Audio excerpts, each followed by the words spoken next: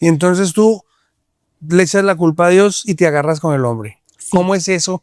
¿Cómo es eso de pelear con Dios? ¿Cómo es eso de confrontar a tu creador?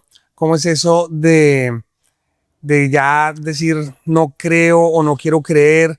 Ya, mejor dicho, de aquí en adelante yo sigo por mi cuenta. Total, y es un poco más difícil porque no te lo había mencionado, pero yo toda mi vida fui muy pegada de Dios, demasiado. O sea, yo soy católica y estudié en un colegio de monjas y toda la vida pegada de Dios y fui misionera y bueno, una cantidad de Retiros, retiros espirituales, o sea, muy pegada de Dios. de misa semanal. Nunca faltar a mi misa, nunca faltar a una Semana Santa.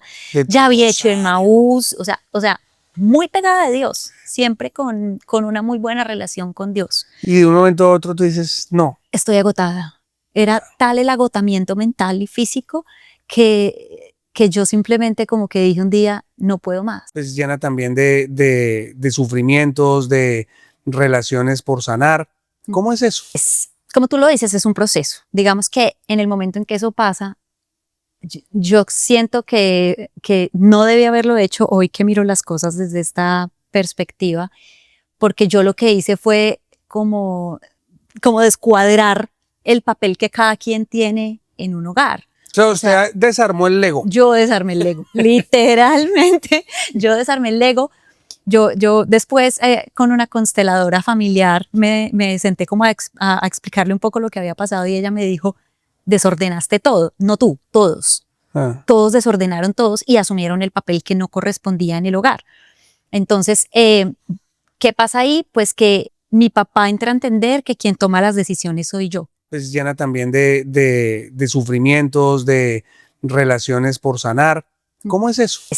Como tú lo dices, es un proceso. Digamos que en el momento en que eso pasa, yo siento que no debí haberlo hecho hoy que miro las cosas desde esta perspectiva, porque yo lo que hice fue como descuadrar el papel que cada quien tiene en un hogar.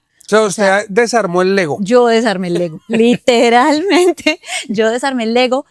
Yo después con una consteladora familiar me senté como a explicarle un poco lo que había pasado y ella me dijo, desordenaste todo, no tú, todos. Todos desordenaron todos y asumieron el papel que no correspondía en el hogar. Entonces, ¿qué pasa ahí? Pues que mi papá entra a entender que quien toma las decisiones soy yo. Todo esto es inconsciente. No es como que él dijo, es que no. Inconscientemente viene a decir, ok, la decisión que nunca tomó ella.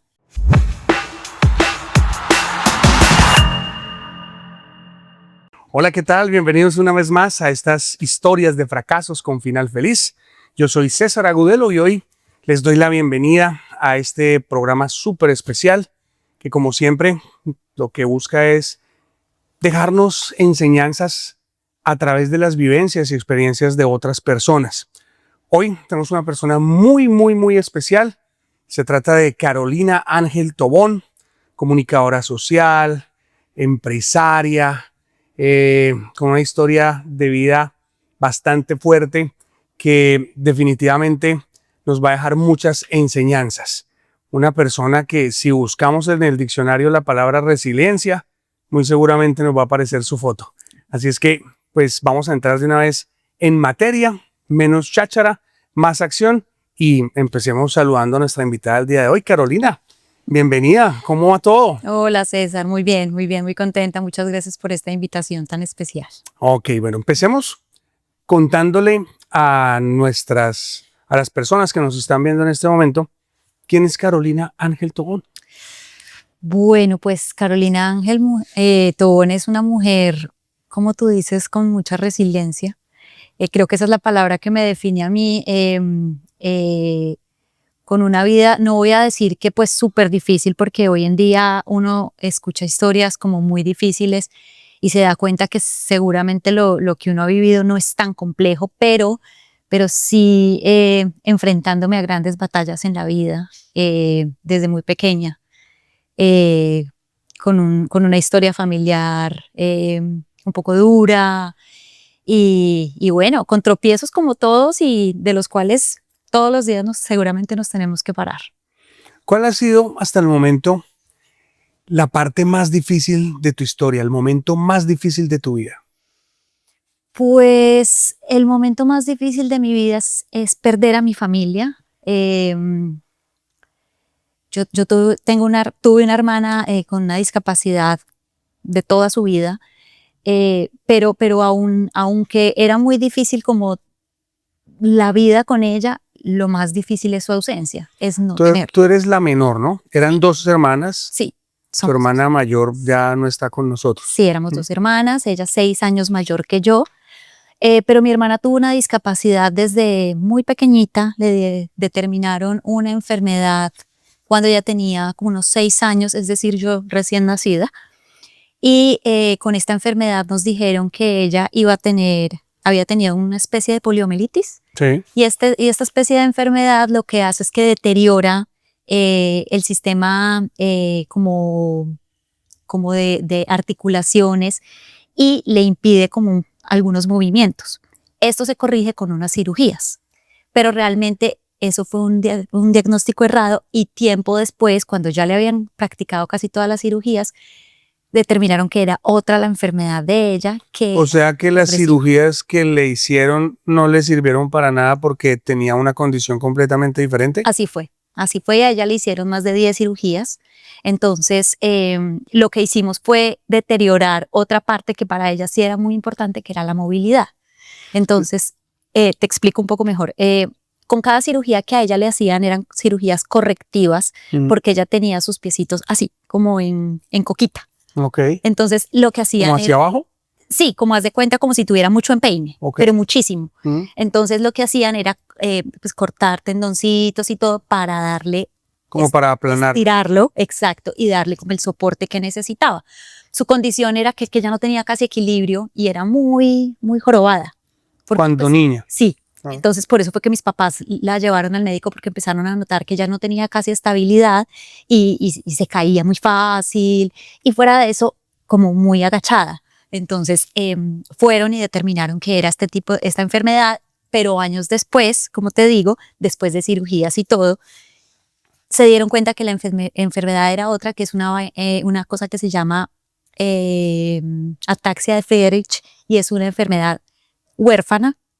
Y es una enfermedad que afecta a los músculos. Entonces, lo que hicimos con tantas cirugías fue paralizar los músculos por largas temporadas. O sea que salió más cara la cura que la enfermedad. Así es, así es. O sea, la operaron de algo que realmente no necesitaba. Exacto. Y terminó entonces mal de su enfermedad huérfana y de lo que le dañaron, por llamarlo de alguna manera, con tanta cirugía. Exactamente. Y pues al determinar que sí tenía esta enfermedad, la ataxia, pues obviamente el diagnóstico cambia, porque una poliomielitis es una enfermedad que da en el momento de la niñez por una fiebre o por algo así y causa unos problemas, pero esos problemas quedan ahí.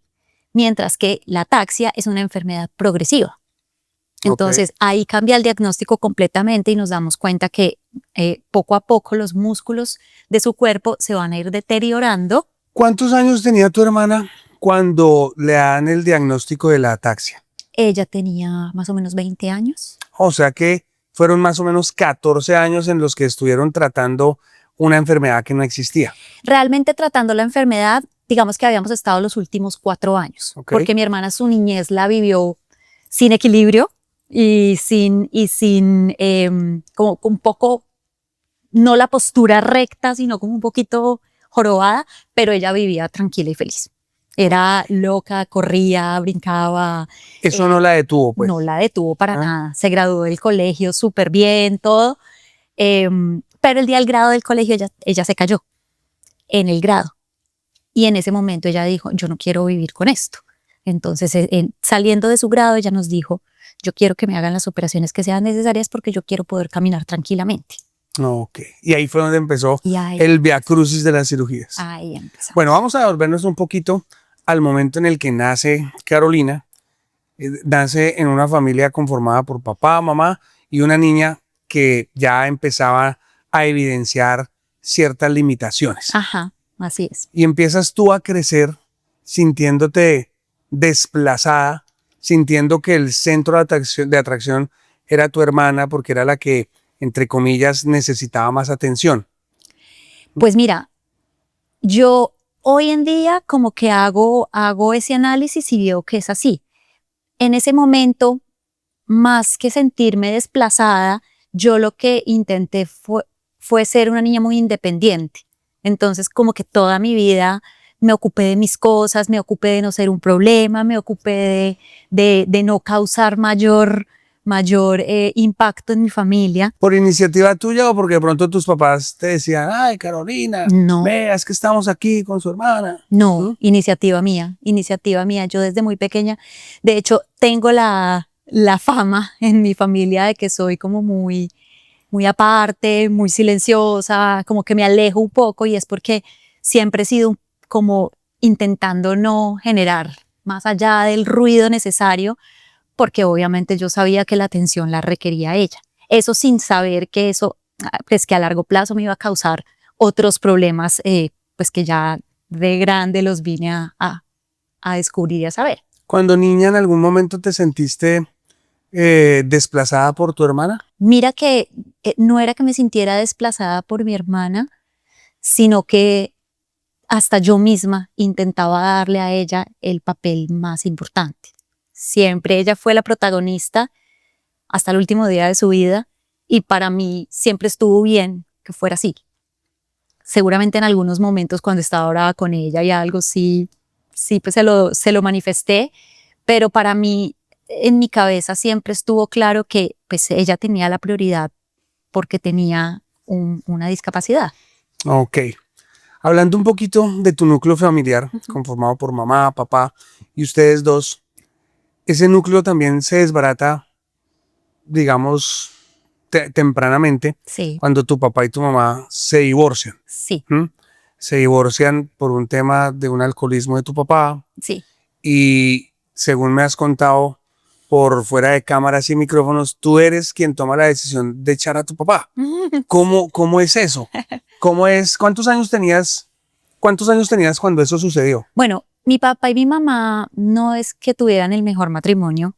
Yo creo que toda mi vida los vi discutiendo, teniendo inconvenientes, porque mi papá tomaba mucho. Sí. Entonces, esos momentos como que generaban demasiada tensión en la familia, y siempre fue así.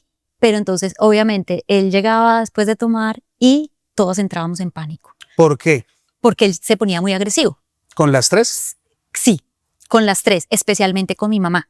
Ok. Conmigo era con quien mejor se manejaba, se dejaba llevar. Ok. Entonces yo era quien le abría la puerta, quien lo acostaba, pues como quien intentaba guiarlo un poco para que La no. que lo chocholeaba. Exactamente. Sí, porque además mi mamá y mi hermana estaban cansadas del tema, entonces pues yo más pequeña, entonces yo como que siempre intentaba como papá, silencio, no haga ruido. Y una vez yo ya estaba grande, yo ya tenía como unos 17, 18 años, tal vez, sí, 18. Y un día él llegó con unos tragos en su cabeza y mi mamá le abrió la puerta y fue a empujarla. Entonces a mí me molestó muchísimo y yo me paré en la puerta y le cerré. No lo dejaste entrar. No lo dejé entrar. Hasta el sol de hoy. No. Después las cosas se mejoraron y pues ellos quedaron siendo grandes amigos hasta el día que mi papá. Pero digamos que desde ese momento en el que tú te paras y le dices, no, aquí no entras así en esas condiciones, desde ese momento ya se separaron. Ajá, así fue. En ese momento, pues yo le dije, así no vas a entrar y no nos vas a entrar a tratar mal, no nos vas a entrar a tratar mal a nosotras, te vas.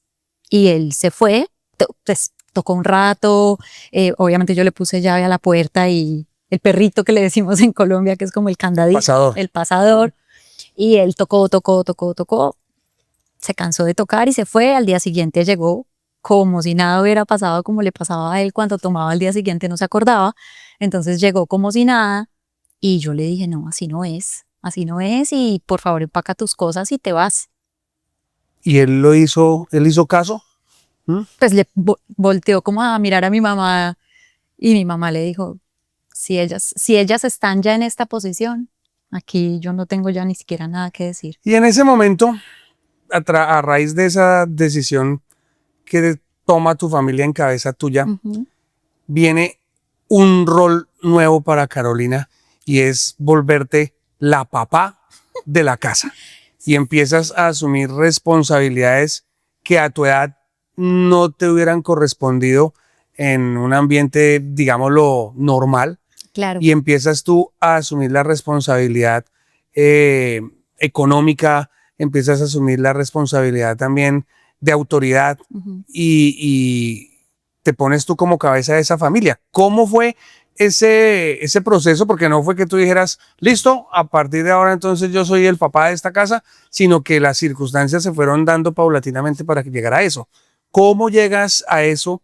¿Cómo una niña de 18, 19, 20 años asume esa responsabilidad con un padre ausente, con una hermana discapacitada, con una mamá pues llena también de sufrimientos, de relaciones por sanar? ¿Cómo es eso? Pues, como tú lo dices, es un proceso. Digamos que en el momento en que eso pasa, yo siento que no debí haberlo hecho hoy que miro las cosas desde esta perspectiva, porque yo lo que hice fue como, como descuadrar el papel que cada quien tiene en un hogar. O sea, usted desarmó el Lego. Yo desarmé el Lego, literalmente, yo desarmé el Lego. Yo después con una consteladora familiar me senté como a explicarle un poco lo que había pasado y ella me dijo, desordenaste todo, no tú, todos. Todos desordenaron todos y asumieron el papel que no correspondía en el hogar. Entonces, ¿qué pasa ahí? Pues que mi papá entra a entender que quien toma las decisiones soy yo. Todo esto es inconsciente, no es como que él dijo, es que no. Inconscientemente viene a decir, ok, la decisión que nunca tomó ella, la tomó mi hija.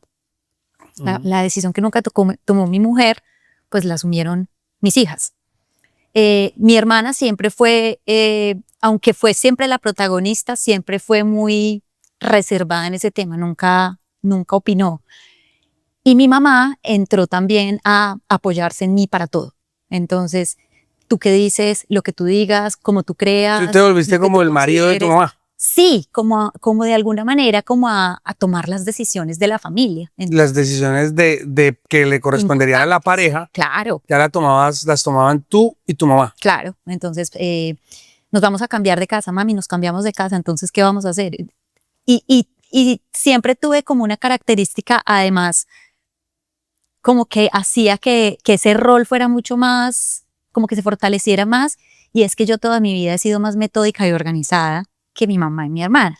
Mi mamá y mi hermana eran unas locas, no medían, no se preocupaban por las cosas, no, eran muy tranquilas en muchas cosas. Pues en parte de pronto porque tenían el respaldo de la cabeza de la familia. Sí, yo siempre he sido muy metódica, digamos que eso sí lo heredé de mi papá era muy organizado, muy metódico para sus cosas, y yo eso lo heredé de él, yo muy organizada, muy metódica, y yo veía a mi mamá y a mi hermana y yo decía, pero este par de locas, ¿qué?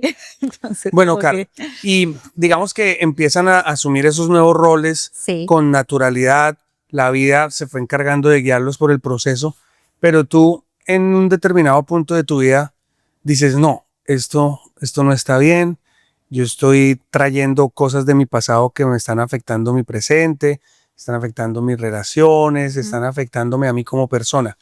¿En qué momento tú te das cuenta de que todo ese desorden que se armó en tu casa empezó a afectarte como persona y que necesitabas empezar a trabajar en ti? Bueno, pues mira, realmente yo siempre he sido muy como de hacer este tipo como de talleres, cursos, buscar ayudas, apoyos que nos ayuden a crecer. Soy 100% partidaria de que las cosas están ahí dadas para que, pues las ayudas están, es que tú las tomes.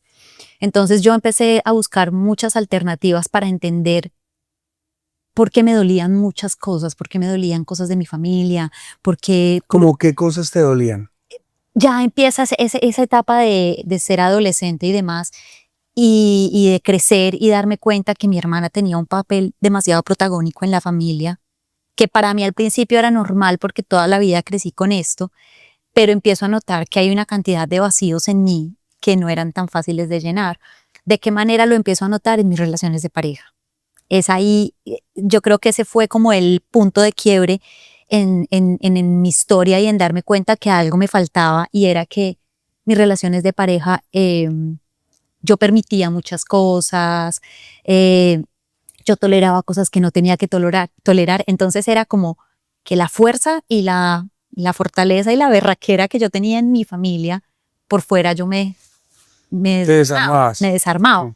Exacto, entonces porque también aprendí y viví toda mi vida que no había que, lo que te decía al principio, no había que generar mucho ruido, no había que alborotar mucho, entonces siempre muy permisiva, siempre permitiendo cosas que después me di cuenta y que sabía que no eran las mejores. Entonces empezó a afectar mis historias, pues como de pareja, sentimentales. Y empezaste de pronto a no sentirte suficiente para las demás personas. Totalmente, totalmente. Ahí es donde lo que yo te decía hace un rato, que con el tiempo ya me empecé a dar cuenta y que hoy miro las cosas y digo, de pequeñita no lo notaba, pero después sí, y es que yo me creé un sentimiento de no suficiencia bastante grande con respecto a las parejas, porque ahí fue que lo empecé a marcar. Bueno, a las parejas y también en las cosas laborales. Empecé a notar que siempre hay que dar, hay que dar, hay que dar, hay que darlo todo. Entonces, eso hace que las cosas no sean parejas en muchas áreas de mi vida y yo empiezo a dar, buscando llenar ese... Buscando esa aprobación Sí, de los jefes, de como tu llenar pareja. ese porcentaje que yo misma siento que falta, pero es un tema mío.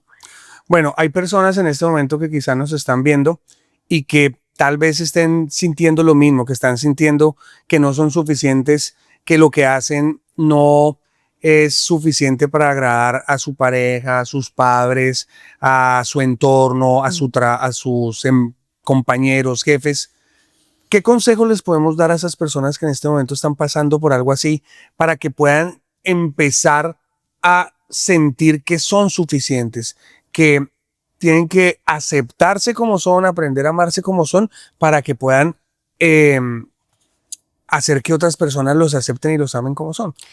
Bueno, pues yo pienso que obviamente cada proceso es muy personal, pero lo más importante es, para mí como la base de todo es dar lo mejor que tú puedes dar lo mejor de ti, como en los 4 acuerdos, dar lo mejor que tú puedas. Pero darlo porque lo quieres dar, no porque lo voy a dar para que el otro me acepte, no, sino lo das porque da lo mejor de ti, porque eso eres tú. Entonces, da lo mejor de ti y convéncete de que ese es tu 100%.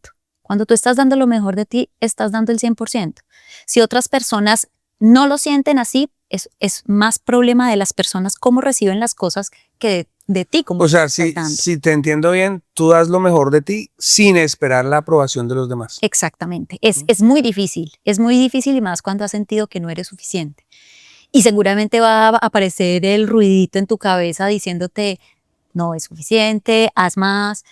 Pero si tú tienes la convicción de que estás dando lo mejor de ti, seguramente ese ruido se empezará a aplacar, a silenciar.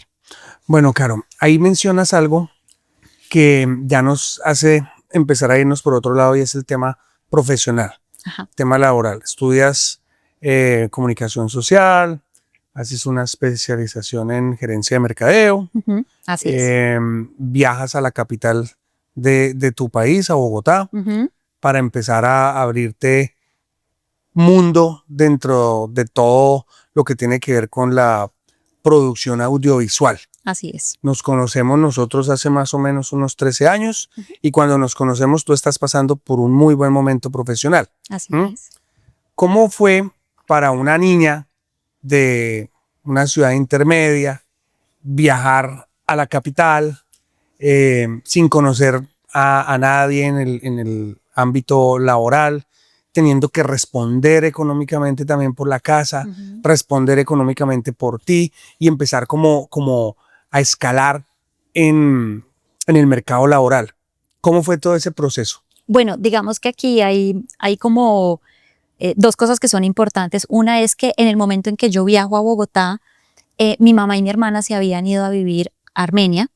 Nosotros somos de Manizales, pero mi mamá y mi hermana se habían ido a vivir a Armenia porque mis abuelos vivían en Armenia y obviamente entran mis abuelos a apoyarme bastante desde la parte económica con mi mamá y con mi hermana. pues porque ellas llegan a vivir allí, entonces pues como que de alguna manera a mí se me baja un poquito la carga y también esto hace que yo tome la decisión de poderme ir a Bogotá. Ok. Mi mamá trabajaba, sí, ella toda la vida fue comerciante y seguía moviendo sus cositas de ventas y demás, pero digamos que yo siempre intentaba apoyar. Ya me hago mucho más cargo del tema económico cuando mi hermana como que empieza a empeorar y mi mamá ocupa mucho tiempo en estar con ella. Entonces ya no puede trabajar de la Entonces misma ya no forma. puede estar de la misma forma en sus cosas, sino que tiene que dedicarse mucho más a ella. Entonces eso es importante como, porque pues digamos que sí tenía una carga, pero no tenía una carga tan grande. Y lo segundo es que yo viajo a Bogotá con la convicción de que yo quería hacer algo en televisión y hacer algo en producción y ver qué pasaba. Siempre me pareció muy emocionante desde la parte audiovisual. Yo soy comunicadora social, como decías. Desde la parte audiovisual me llamaba mucho la atención el detrás de cámaras, el estar en producción o el estar en dirección o el estar detrás de las cámaras. Entonces, tengo la oportunidad de conocer a alguien en RCN Televisión y esa persona me menciona de la productora de comerciales que tenía RCN. Entonces yo llego a Bogotá para trabajar en la productora de comerciales de RCN como la asistente, la junior. La asistente del asistente del asistente. Del asistente, literal, como una muy junior. Y me topo con gente increíble, me encuentro con profesionales que hoy en día son grandes amigos. Una de mis mejores amigas fue mi jefe. ¿Cuántos años llevas trabajando en todo lo que tiene que ver con producción audiovisual? Yo llegué a Bogotá en el 2006, ya voy a cumplir 20 años. El año entrante voy a cumplir 20 años de vivir en Bogotá y de trabajar en este mundo audiovisual. Un mundo que no es para nada fácil, que es demasiado competido, no hay tantas opciones de trabajos abiertos como en otros rubros, como en otras profesiones. Es demasiado competitivo y tú empiezas a ganarte un puesto en un mundo también que en esa época era como más de hombres. Sí, sí, aunque había grandes mujeres, o sea, digamos que en este medio siempre ha habido en la publicidad grandes creativas, productoras, sí es un mundo mucho más de hombres. Lo hablábamos en estos días que buenos directores hay 30 y buenas directoras hay 2, 3. Buenas no tanto por falta de talento, sino por falta de oportunidad de mostrar ese talento. Sí, digamos que cada día crece un poco más el gremio de mujeres dentro de este mundo de la publicidad y hay directoras que se llevan por delante a muchos hombres, pero digamos que tradicionalmente sí es un medio de hombres. Los directores son hombres, los grandes directores creativos de las agencias son hombres, entonces pues como que generalmente sí es un mundo muy de hombres. Yo sí entro de la mano de una mujer, yo entro de la mano de quien fue mi jefe, que hoy en día es una gran amiga, Marta Liliana Gallego, y ella me enseña casi todo lo que aprendo en este medio, a relacionarme con la gente. Digamos que este medio de la publicidad lo que tiene es que es muy de relaciones, de voz a voz, de a mí me fue bien con esta persona es buena y así, se corre la Mira, voz. yo pienso que no es solamente en este campo, sino en todo. Claro. Y la vida, y ahí va un consejo para las personas que nos están viendo, es de relaciones. Así es. Porque esa persona que tú estás conociendo hoy, no sabes a dónde te puede llevar mañana o a dónde puedes tú llevar a esa persona. Por eso la importancia siempre de tener como esa empatía con la otra persona, de tratar a todo mundo bien. Total. No por interés, sino porque, como dice el dicho, en el mundo estamos y vueltas damos. Así es. Y bueno, pues este mundo, lo que te digo, como del voz a voz, de conocer al uno, de conocer al otro, me llevó a estar en diferentes empresas y ir creciendo profesionalmente y sobre todo hacerme un nombre, que es como lo más complejo y bueno, pues hacerme notar. Y ahí poco a poco fui creciendo hasta que llegué a una empresa que era muy grande en su momento, que se llamaba FX, que era como la grande de la postproducción. Entonces, dentro del camino de la producción audiovisual, me metí por el camino de la postproducción para piezas publicitarias. Entonces, digamos que ahí me encaminé. Había estado ya más o menos unos 3 años en producción, entonces digamos que tenía unas bases de producción importantes, pero entré al mundo de la postproducción a aprender de cero todo lo que había que hacer al finalizar una pieza. Entonces, por allí me meto. Por allí me meto, entro a Cinecolor, a FX, que luego es comprada por una chilena que se llama Cinecolor, y ahí trabajo unos cuantos años antes de pasar y asociarme con mis dos grandes amigos. Ahí vamos a esa parte entonces. Ya estás tú como en el top por dicho, todo el mundo en el mercado sabía quién era Carolina Ángel en temas de producción. Pues todo el mundo, pero la tenía buscaba. sí. Trabajar con Carolina era un respaldo de calidad y te diste tu nombre como lo mencionabas. Sí. Y entonces llega una propuesta. Decía, hombre, Carolina, ¿usted qué está haciendo por allá? Trabajando para otros, véngase a trabajar acá. Ajá. Y le vamos a dar una sociedad de la compañía. Así es. Entonces ahí ya empieza la parte de empresaria. Exactamente.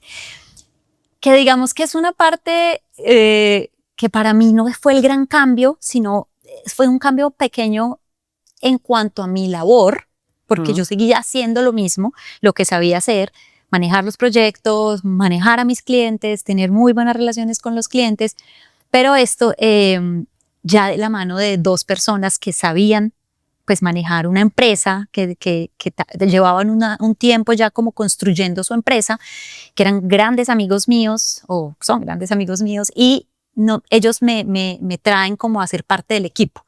Venga a hacer lo que usted sabe hacer, pero empiece a hacerlo también para usted. Entonces es como, esa la propuesta, me suena muchísimo, porque digamos que donde yo estaba en Cinecolor ya no había... No había más para dónde crecer. Encima de mí estaba el gerente, entonces pues digamos que ya no había forma como de crecer más. Entonces por eso es que tomo la decisión de irme para esta empresa de mis amigos. Empiezo a trabajar con ellos, trabajamos por muchos años y fue un camino pues de rosas y espinas, porque es que para los emprendedores y los empresarios en Colombia el camino no es nada fácil. Yo creo que a nivel mundial, muchas veces las personas que no se animan a emprender, les queda fácil juzgar al dueño de la empresa, que no hace esto, que hace lo otro, que no sé qué, pero nadie sabe las necesidades, las angustias, las preocupaciones que carga el dueño de la compañía, que carga el empresario, que tiene que pagarle la nómina a no sé cuántos empleados, que tiene que pagar rentas, que tiene que pagar proveedores, y muchas veces no queda nada para él. Así es. Y entras entonces en esta etapa empresaria, te empieza a ir muy bien, pero llega un momento de quiebre en donde después de estar muy bien económicamente, lo pierdes todo.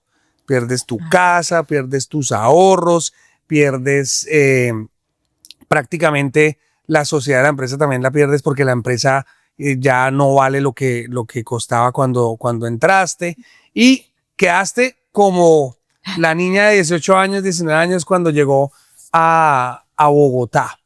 Así. Primero, ¿cómo fue ese momento o ese proceso de perderlo todo? ¿Qué pasa por tu cabeza? Porque no es fácil asumir que de un momento a otro, en un tiempo, se pierde todo lo que habías trabajado, lo que habías construido. Muchas personas se enloquecen, muchas personas terminan atentando contra ellas mismas, quitándose la vida. ¿Cómo logras tú salir adelante de ese fracaso para llevarlo a un final feliz? Bueno, pues mira, todo esto empieza en la pandemia. Creo que la pandemia fue un golpe muy duro creo que para todo el mundo, pero en Colombia se sintió muy fuertemente porque estuvimos encerrados mucho tiempo. Lo que digamos no pasó aquí en Estados Unidos. Aquí ustedes salieron prontísimo después de la pandemia, estuvieron unos días guardados y empezaron a salir muy pronto.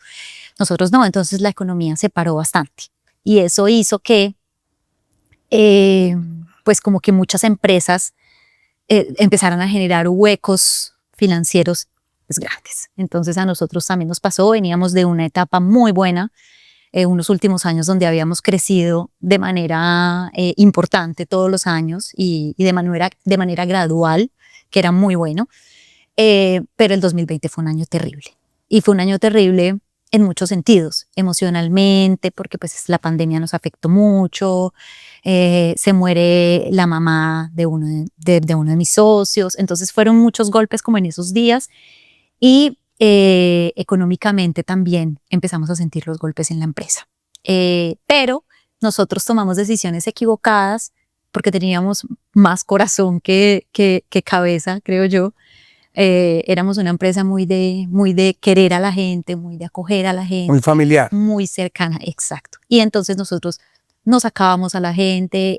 Hubo un momento en que el gobierno nacional decretó que el salario se podía bajar a la mitad.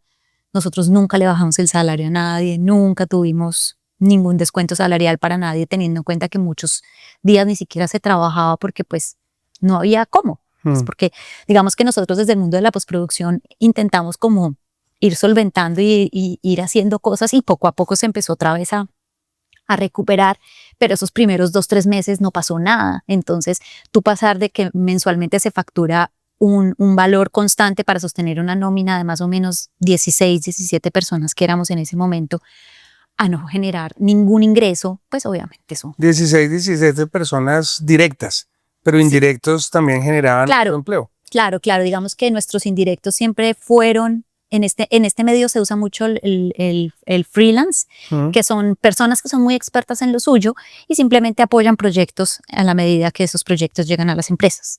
Y entonces nosotros teníamos pues también una base de datos de freelance importante. Y esto sumado entonces a que pasan cosas en el país, llegan otras postproductoras muy grandes, la gente se empieza a mover demasiado. O sea, se nos juntaron el hambre y las ganas de comer. Literal, y pasan una cantidad de cosas en el medio, o sea, el medio se revuelca muchísimo. Para el 2022, digamos que nosotros ya nos hemos ido recuperando, pero venimos con un hueco. Y pasa cojeando. Vamos cojeando, pero vamos. Sí. Y pasa que llegan a hacernos una gran oferta de comprarnos un porcentaje importante del estudio y nosotros decimos, ok, hagámoslo. Y obviamente es muy personal lo que digo, pero para mí fue un gran error porque perdimos el control de las decisiones y perdimos como la posibilidad de ser nosotros los que nos movíamos y eso nos puso en choques internos. Ok. Entonces lo que siempre había sido lo más sólido que éramos nosotros tres, se empieza como... La armonía de nosotros tres se empieza como a ver un poco afectada y esto empieza como a dañar las cosas y de un momento a otro una conversación de nosotros tres y no hay con qué pagar el salario de nosotros.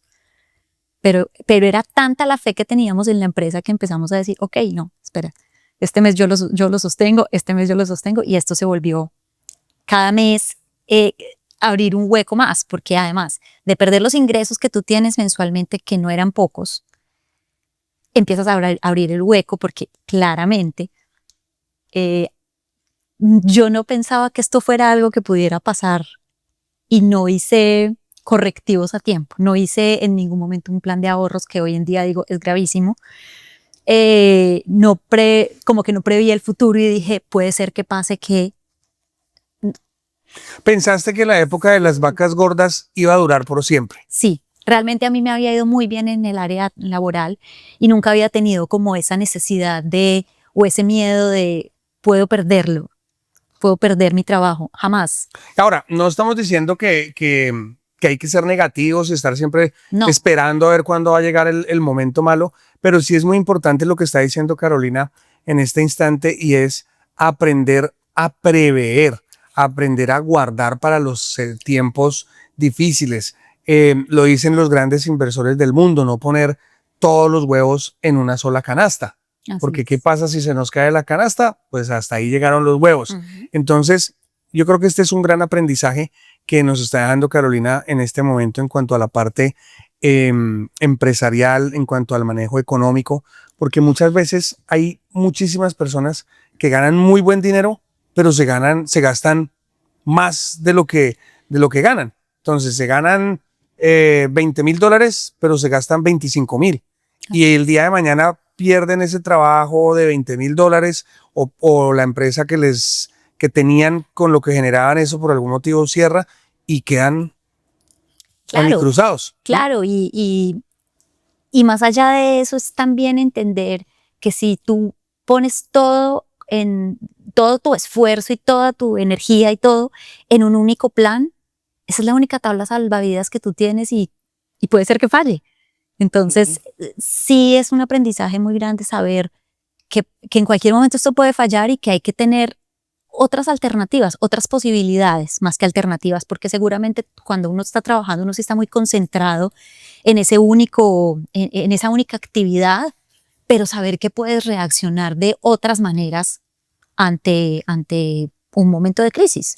Bueno, lo cierto es que pierdes tu casa, Así es. pierdes tu carro, pierdes tus ahorros, pierdes tu salario, porque ya los tres como socios renuncian a pagarse su salario para mantener la empresa a flote. Te quedas sin nada para poderle echar mano y pues, como decimos, tocaste fondo. Toqué fondo. Así ¿Cómo, es. ¿Cómo fue ese momento? ¿Cómo fue tener que empezar a endeudarte y ver que las cosas como que no tenían fecha de, ok, es que ya el próximo mes todo se va a solucionar? Como que no ver esa luz al final del sendero. Eso te lleva a una pelea que tienes tú con Dios. Ay, sí. ¿Ah? Sí, eso y otras cosas. Pues el perder a mi hermana también, aunque fue un descanso para ella y todos lo sabíamos, para mí fue un golpe muy duro. ¿Pierdes a tu hermana cuándo?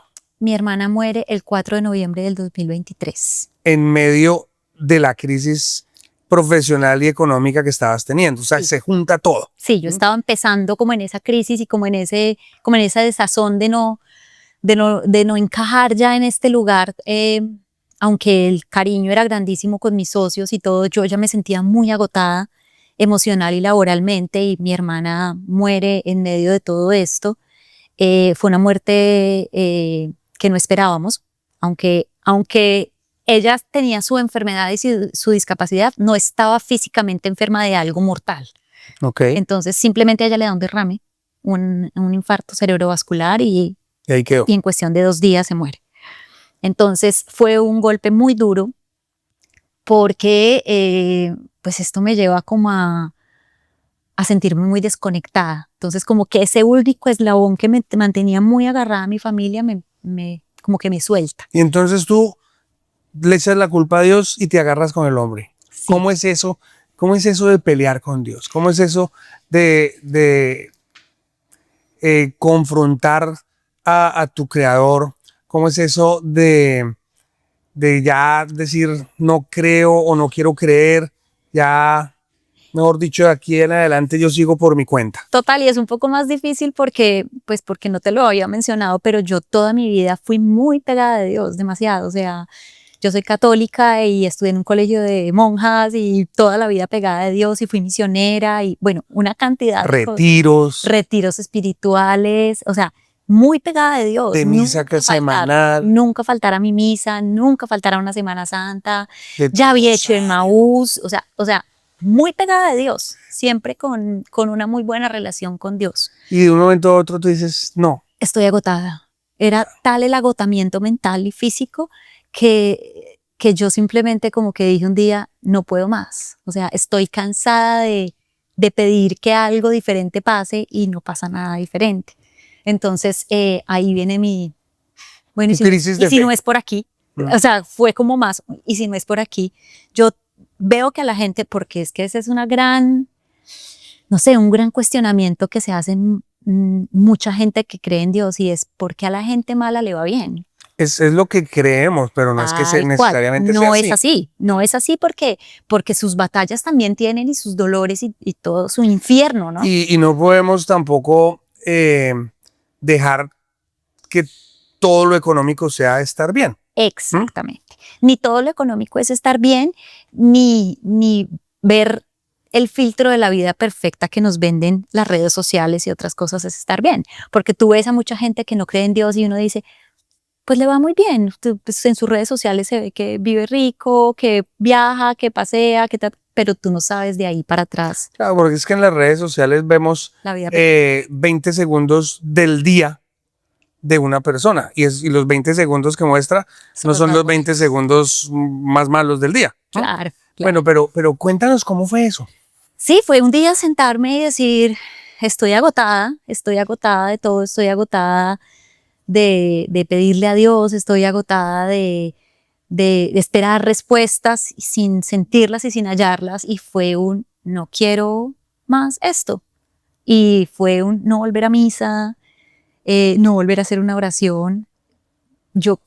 Obviamente para mí Dios y mi ser superior siempre va a ser y siempre va a existir, pero fue una ruptura más con la práctica y con la religión. Es desconectarme de ir a mis misas, que para mí eran tan importantes, es desconectarme de comulgar, de estar en paz, de esto. Y las personas que te conocían, las personas cercanas a ti que sabían que ese era un espacio importante para ti, ¿qué te decían? Que no me desconectara de Dios. Tú sabes que normalmente la gente siempre intenta, obviamente yo puse como una barrera de déjenme que yo lo asimile. No me jodas. Mi momento, sí, fue como un poco, espérenme, seguramente yo volveré, porque yo tenía claro que mi pelea no era directamente con Dios, mi pelea era conmigo misma, pero estaba tan cansada de todo que no quería ni siquiera entrar a un momento de cuestionamiento de, espérate, ¿por qué estás haciendo las cosas de esta manera? ¿Qué estás haciendo? No quería ni cuestionar ni siquiera, entonces era como una ruptura de todo. De hecho, caí en una depresión, tuve mucha ansiedad, o sea, fueron muchas cosas que se me juntaron y creo que eso hacía parte de todo. Y durante ese tiempo que estuviste alejada de Dios, ¿cómo fue tu vida? Pues mira, primero, sola, fue sentir fuertemente la soledad, fue sentir ese vacío que había tenido seguramente por muchos años, más grande todavía, y sentirme como sin esa esperanza. O sea, yo siento que yo lo que más le agradezco a mi relación con Dios es la fe y la esperanza, de que seguramente las cosas pasan para algo, mañana viene algo mejor, entender como que hay luces al final del camino. En un momento en el que uno se desconecta de Dios, uno pierde la luz, pierde ese foquito allá al final y dice, no soy capaz, no soy capaz. Y yo caminaba a ciegas. Eso sentí yo que pasaba el tiempo que estuve desconectada de Dios. ¿Y cuánto tiempo duró esa desconexión? Fue, pues, con la iglesia creo que fueron casi 2 años. Con Dios son por lo menos unos 5 meses, 5 o 6 meses más o menos, porque ya no podía. Bueno, ¿y qué te lleva a reconectarte? ¿Qué te lleva a decir, no, por acá no estaba mal con usted, pero lo dejé y me fue peor? Sí. ¿Qué te lleva a decir, vamos a intentarlo, vamos a darnos una oportunidad? Una nueva oportunidad. Pues mira, varias cosas. Una, el que ya más para abajo no podía caer. Entonces también fue como, bueno, de aquí para arriba necesito fuerza y necesito un impulso grande. Y sola no puedo. Sola no puedo. Por otro lado, pues yo creo que mi familia, que nunca dejó de orar para que yo estuviera cerca de Dios. Para que el buen hijo volviera a casa. Sí. Y 3, pues me reencuentro con alguien de mi vida que me hace ver que la relación con Dios ayuda, sana, edifica. Entonces esa persona me hace ver que el camino por ahí sí puede ser. Y bueno, empiezo como a retomar el tema de ir a misa poco a poco y hago un proceso súper bonito que se llama penitencia por amor. Y en este proceso me doy cuenta que estar con Dios te sana, te saca de donde estés. ¿Qué es eso de penitencia por amor? Hablemos un poquito. Penitencia por amor es un proceso creado por una comunidad católica. Es un proceso en el cual tú, a título personal, te encargas de sanar cada año de tu vida desde tu momento de concepción, tu momento del nacimiento, y vas sanando año por año de tu vida. ¿De qué manera se sana? Con unas oraciones especiales, rezando el rosario todos los días, yendo a misa todos los días, comulgando y permaneciendo en gracia durante el tiempo que lleva tu vida, para cada día sanar algo que tal vez o te hirió o te dolió o fue importante para ti en ese momento de tu vida o te marcó en ese momento de tu vida. Entonces haces ese proceso. Ajá. Y ¿Qué sientes que cambió en ti después de ese proceso, después de reconectarte nuevamente con tu espiritualidad, con Dios? ¿Sientes que las cosas empezaron a cambiar, a mejorar, o todo siguió igual, solo que con una visto de una manera diferente? Bueno, pues después de que yo salgo de la empresa, eh, pues yo me quedo como, ¿y ahora qué? Toda mi vida trabajar en publicidad y yo pensé que yo saliendo de esta empresa al otro día más o menos iba a tener trabajo. Por lo que te decía, me había hecho un buen nombre, había construido pues una historia, pero ¿qué pasaba? Que los últimos 10 años yo había estado vinculada a esta empresa como socia. Entonces la gente que me veía como una posibilidad para trabajar con ellos dejó de verlo porque dijo, pues ella está trabajando en lo suyo, ella no se va a mover de donde está. Y pierdo como ese espacio. Entonces al salir de la empresa sin un peso en el bolsillo, sin nada que hacer, entonces empecé a recurrir a lo que me gustaba, a mis pasiones, a pintar, a cocinar, a hacer una cosa, a hacer la otra, y empiezo a ver resultados, empiezo a ver cosas bonitas y me doy cuenta que me vuelvo a sentir útil. Yo sentía un gran vacío los últimos, eh, por no decir años, pero los últimos meses en mi trabajo y era yo ya no sirvo para esto. Como estaba tan cansada y tan agotada que yo sentía que había perdido el toque. Entonces esto de empezar a trabajar por mí misma, por mi cuenta, me empieza a hacer sentir que puedo volver a funcionar y me vuelvo a llenar como de esta autoestima y de este amor que fui perdiendo con el trabajo porque me sentía muy agotada. Entonces, esto me empieza a abrir otras puertas, otras personas del medio me empiezan a contactar, pues emocionalmente me siento mucho más tranquila, empiezo a construir una relación más sana conmigo misma y pues con la persona que me acompaña, empiezo a construir como otros planes y yo siento que todo eso es por el toque de Dios, o sea, sin eso no hubiera sido posible.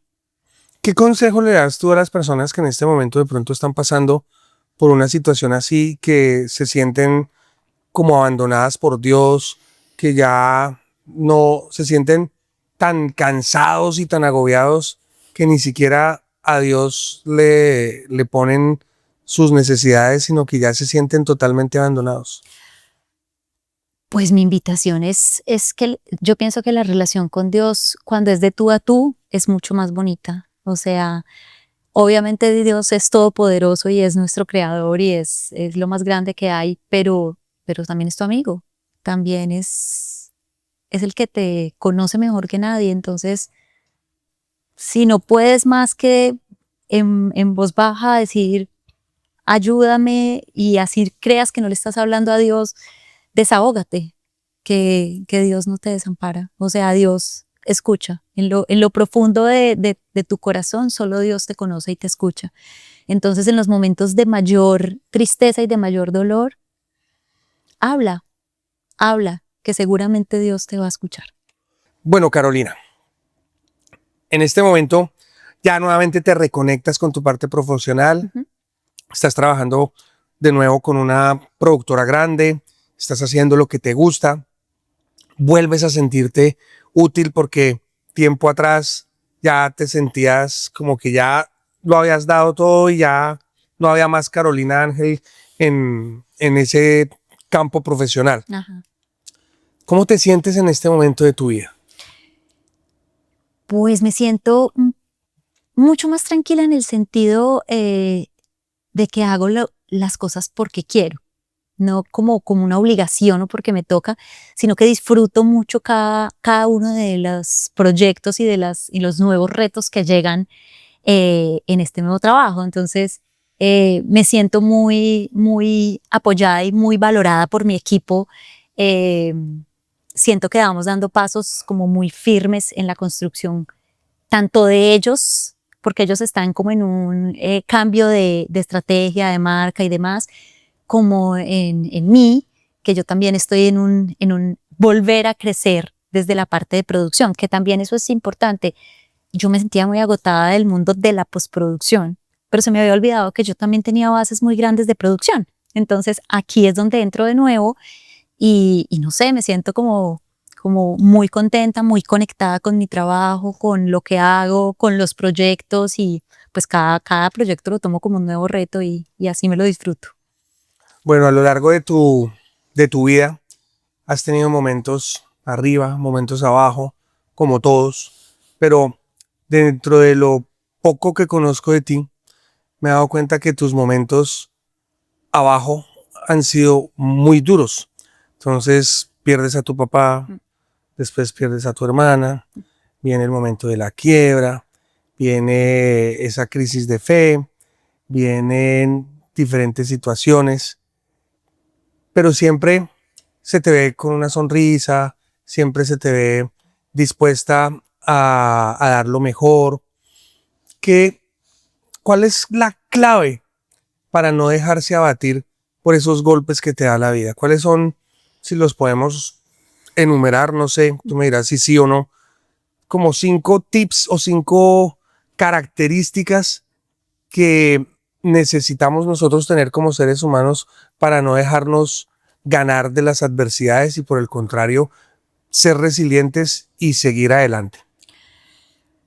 Pues antes que nada la gratitud, porque tú lo mencionas, hay momentos muy difíciles y hay situaciones muy difíciles, pero si miro para el otro lado hay mucho por agradecer. También he construido eh, pues un mundo en el que me siento feliz, tengo grandes personas que me quieren, tengo una red de apoyo muy bonita, que ese sería creo que el segundo consejo. Construye una red de apoyo importante para ti. Eh, Tu familia, tus amigos, con quien tú sientas que te estás, Apoyando. sí, que tienes un respaldo detrás de ti, que en un momento difícil va a poder decirte, aquí estoy, tranquila. Eso para mí también es como muy importante. Tercero, también lo mencionabas, yo puedo enfrentar los problemas con una lágrima o con una sonrisa. Quien va a cambiar el tema soy yo. O sea, ¿Cómo lo como enfrento? cuestión Sí, de actitud. cuestión de actitud, tal cual. Si tú le sonríes a los problemas, el problema va a seguir siendo el problema, pero vas a poder resolverlo de una manera Eso sonó como Arjona. muy tranquila. Sí, pero el problema va a seguir estando ahí, no va a cambiar por el hecho de que tú llores o rías. El tema es que tú lo enfrentas de una manera diferente. Entonces, la actitud frente al problema sí lo cambia todo. Y, y creo que para finalizar, la fe y la esperanza, lo que te decía ahorita. Confiar en que siempre todo se acaba. Por malo que parezca, por triste que parezca, O la por noche se bueno que acaba. O parezca. por bueno que parezca. La noche se acaba y vuelve y sale el sol. La tormenta pasa y vuelve y aparece el arco iris. Entonces, como que siempre tener como la posibilidad en tu mente de que algo puede pasar, de que algo puede mejorar o de que puede cambiar, puede caer, pero seguramente te vas a poder volver a parar, porque no todo es eterno. O sea que tenemos gratitud, Sí. tenemos el entorno, la red de apoyo, Uh-huh. tenemos la actitud con la que enfrentas tu problema Uh-huh. y la parte espiritual, la fe y la esperanza que te mantienen en pie con la mentalidad de que todo va a mejorar. Sí.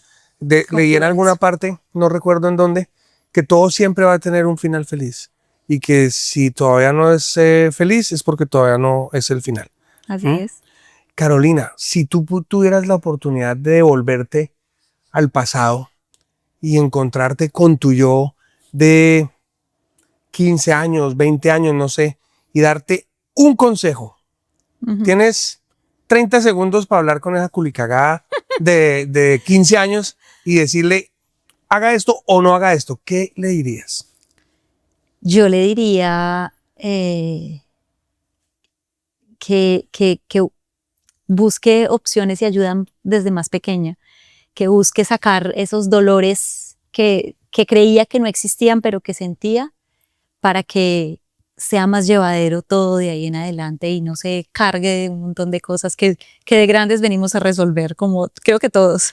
Si uno desde más joven como que asume cierta como responsabilidad emocional frente a los problemas, es decir, terapia, otro tipo de actividades que te ayuden a entender por qué te duele lo que te duele, seguramente te podrías evitar muchos dolores de cabeza. O sea, sí a la terapia. Totalmente, sí a cualquier cosa que te ayude a crecer. La terapia no es para los locos. No, para nada.